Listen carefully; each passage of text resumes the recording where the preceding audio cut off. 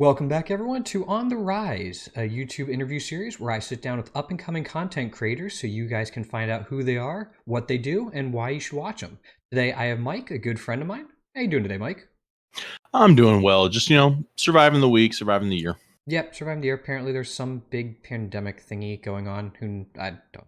Something. I don't leave my house, so I wouldn't know. Yeah, me neither. So I just take people's word and go, "Oh yeah, sounds awful. Have fun."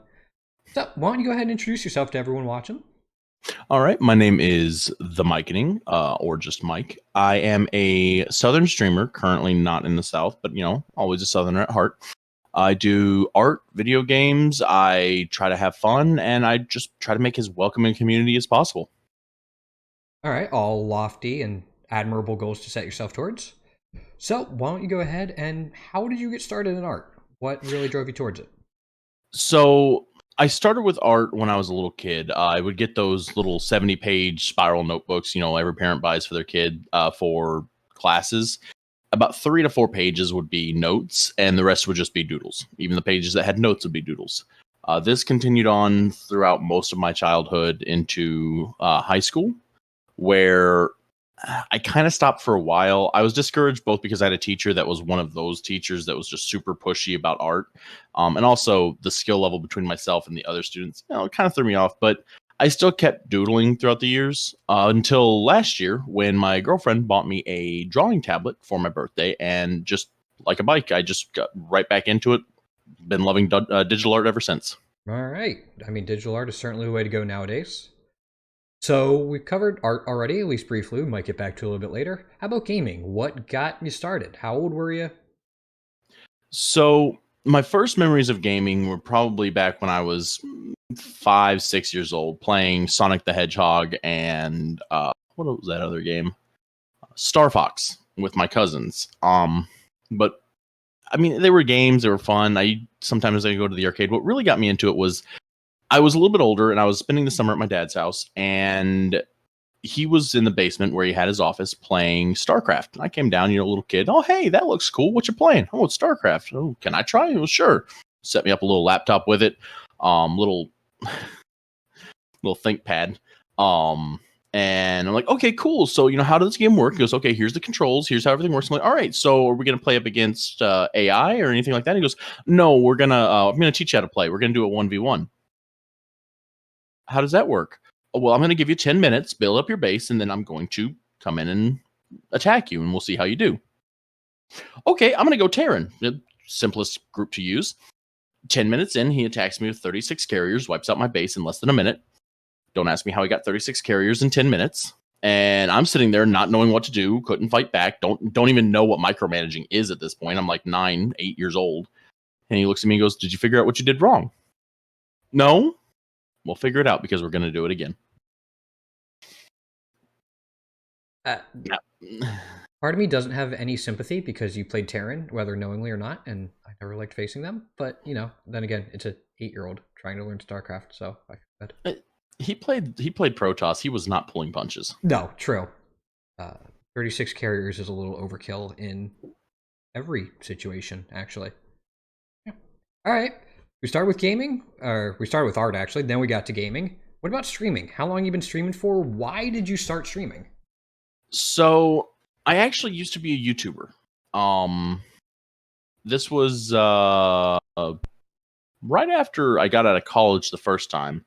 Um, I did a lot of little games. My computer was bad for the time. This thing was built in 2010, and I was recorded um as a design for upgrading later.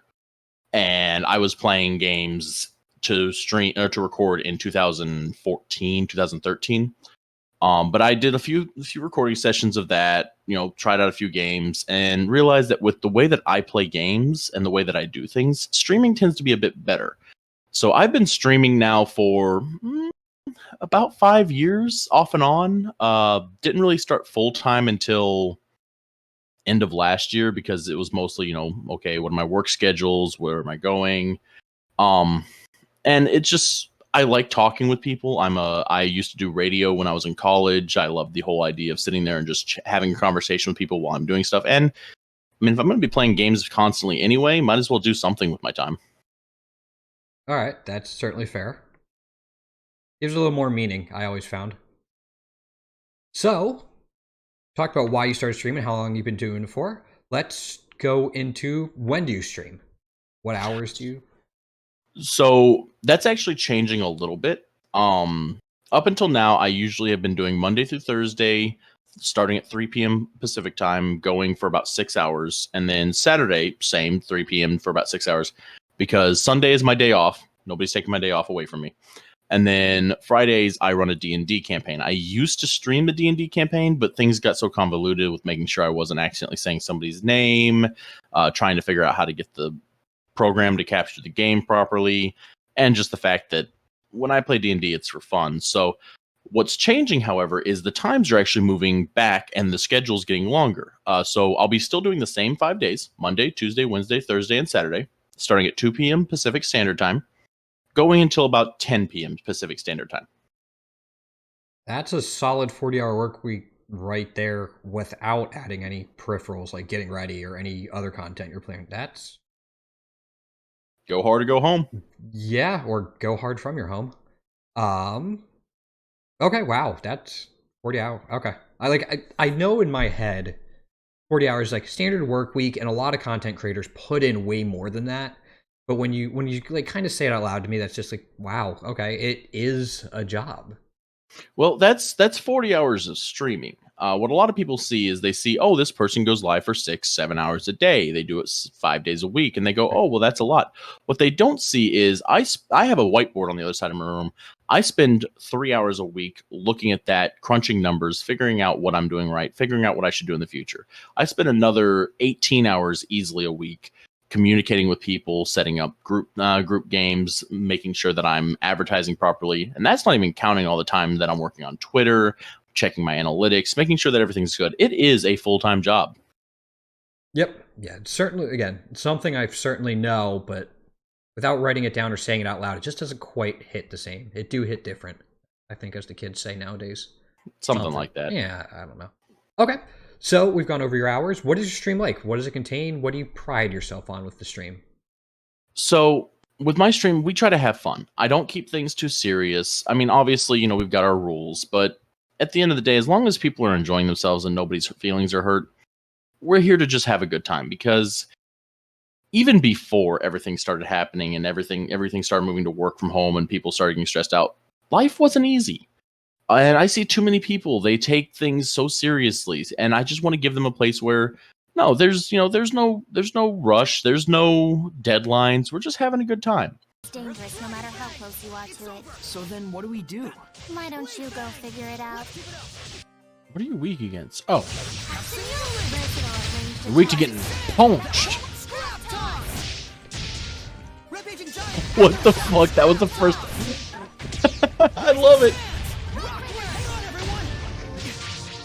Rampaging giant! Scrap toss! Be gone! Quiver! So it's a lot of jokes, a lot of pulling pranks on friends, lots of stupid humor, but it's also a place where people can come and they can feel free to ask questions. It's like on my art streams. I've had multiple times where people have come in and they go, "Hey Mike, you're good at doing this in your art. I've never been able to do that." And my response is, "Well, what are you having trouble with?" And I'll teach people how to do art. Or I'll be playing League of Legends and someone will come in and go, "Oh, well, that's an interesting build." And they're like, "Well, why do you build like that?" And I'm like, "Oh, well, it's because this item, pairs with this skill." And people go, "Oh, I like to make sure that people are both having fun. And, if they walk away and they learn something, I've done my job." Okay. Well, personally, playing ARAMs with you, I'm glad to know you at least know what good item builds are, even if you don't decide to build them all the time. Let me make this very clear. I could easily make lower gold in League of Legends without trying if I ran solo. I just don't care enough. And I completely get that. Yeah, it's League, and comes to I'm not going to fight with the Sweat Lords.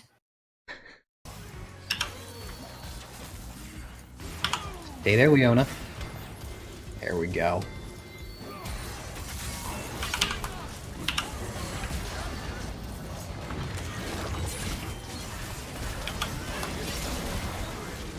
He hurts.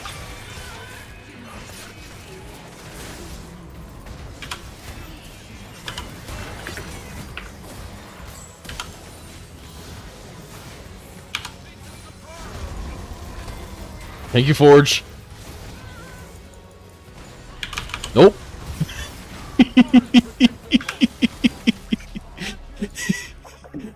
Okay, Yorick should not be allowed to live as long as I just did. I got your back, man. Did you see what me and Forge were doing to the leak? Yes.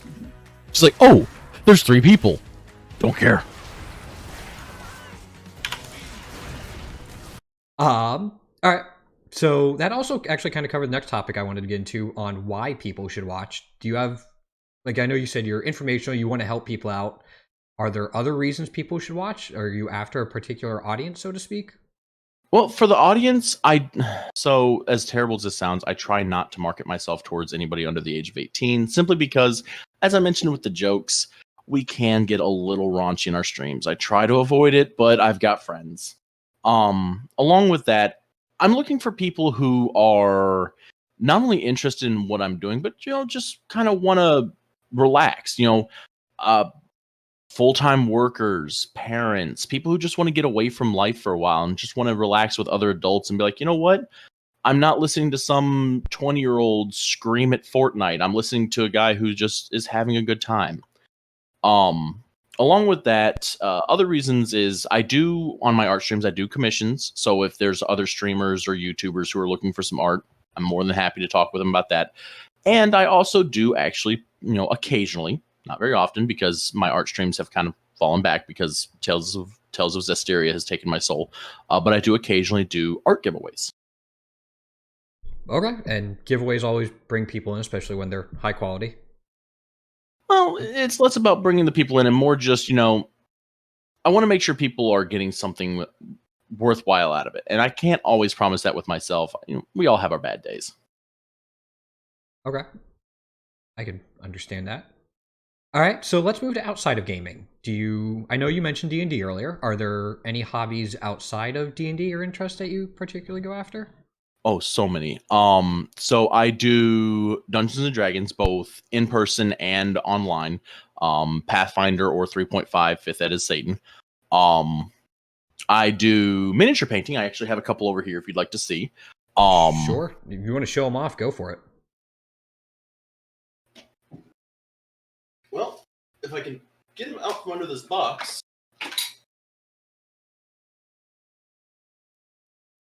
Hand painted. All right. And covered in dog hair, apparently. I painted this over a year ago. But I also do a lot of in-person stuff. I go to Ren fairs, pirate fairs, anime conventions. At the Ren fairs and pirate fairs, I teach archery. I'm a big fan of archery. I learned back when I was in college. I do game development to a minor degree. Still working on a few titles that I'm not sure if they'll go anywhere, but you know how it is. You throw something at the board and you see if it sticks.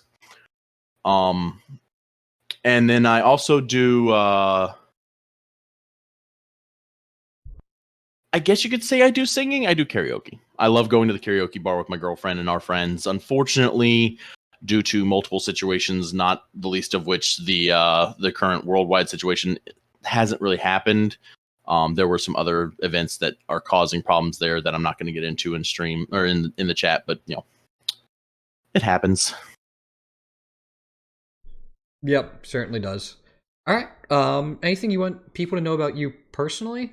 Anything you want to talk about? And I'm always open as a sounding board. I love talking to people, and I definitely love seeing people's worldviews and the way people live, especially if they're from somewhere other than myself. I come off as crass. I'm very blunt, but despite having crossed over literally the entire southern half of the United States, I'm still very sheltered. I love taking the chance to talk to people from other countries. I've got friends in Sweden, the UK, Indonesia, not a lot in China. I had one friend in China, but I haven't been able to reach him in a while, so I don't know.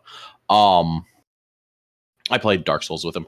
But I love seeing how people think from different countries because it's interesting to me.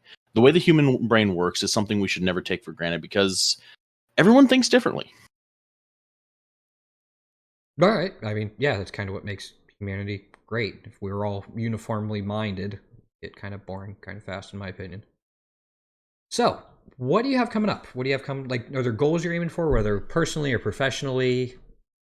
So personal goals, I'm aiming to get to a point where I can basically stream 24/7 without having, or not 24/7. Oh God, no, sorry. Let me I was take that gonna word back. say, calm down. Stream professionally without having to worry about things. And I hate bringing up money, but that's what it is. I want to be able to make enough money through streaming to where I don't need to look for a new job. I'm comfortable. I can actually devote my entire self to, hey guys, here's the stream. Enjoy yourselves. Which does kind of tie in professionally. I am aiming for partner. That is a long road, but I think after 5 years, I'm finally ready to actually start aiming for it. And upcoming, you mentioned upcoming events and the like. Monday, I do actually have, which I kind of feel bad because I'm saying Monday and I don't know when this video is going to come out. But So for everyone watching, the Mondays referring to will be 2 days before this is posted. So depending on what this is, it will probably be up. Right, but I'm thinking of doing a Monday special where basically every Monday, we do an art giveaway, 1 or 2 drawings during the stream. Which, I mean, I'm going for 8 hours, so I might up to like 1 every 2 hours. So you hang out and stream, you build up points, you get a raffle ticket, you get a drawing. Other than that, I've got lots of stuff coming up. All right. Well, anything you want to share with everyone?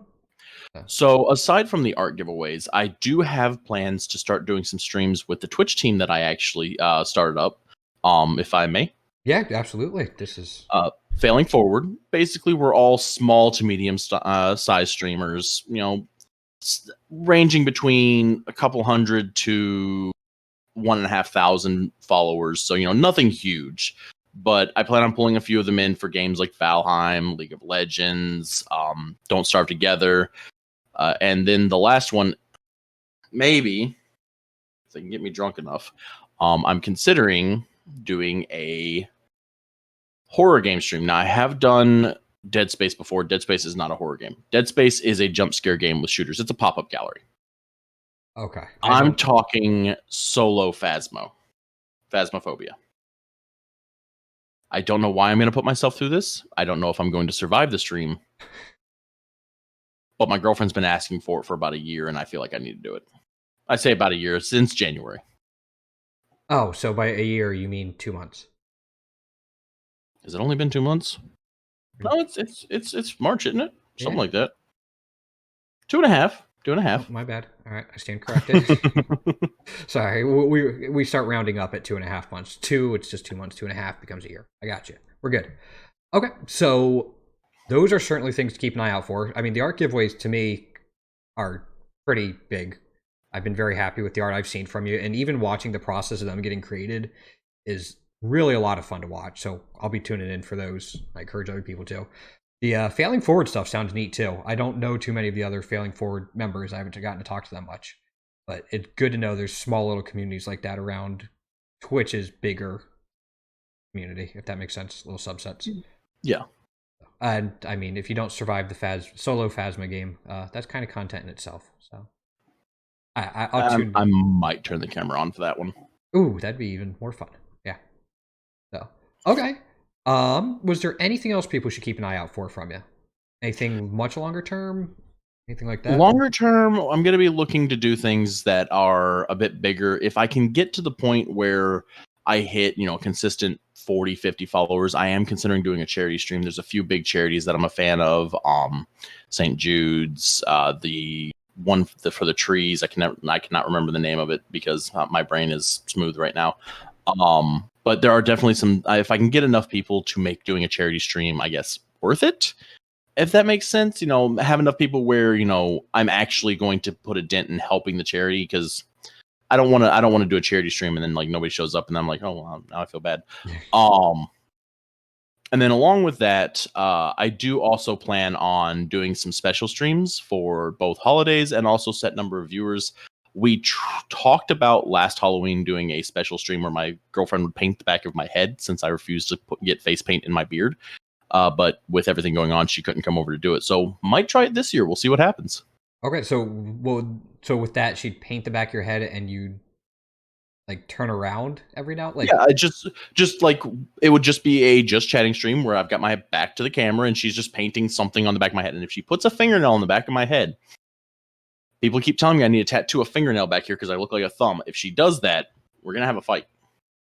okay. When I first heard paint the back of your head, for whatever reason, my mind didn't go to doing it on stream. For what I thought she'd do it before stream, you turn around and there would just be like a face staring back at the viewers. But okay, Well, I follow it. this is a compromise because she wanted to wax my legs on stream, and that's not happening. Why not? I have very hairy legs. That's a lot of pain. Fair enough. Okay. Well, I think that pretty much wraps up most of what we're after, of what people can expect and what you are all about. Do you have any final comments to give to everyone? Nothing really about the stream or the video. I will say, everybody out there who's, struggling through tough times, don't let it get to you. Things are going to get better. And always remember, whenever you say something to somebody, think about what's going to happen to them, because too many people, especially on the internet nowadays, and this is something I try to avoid in my streams, too many people are willing to go, hey, you can't see my face, so I'm just going to talk smack. Don't do that. Don't be that person. Don't spread that. Spread the love.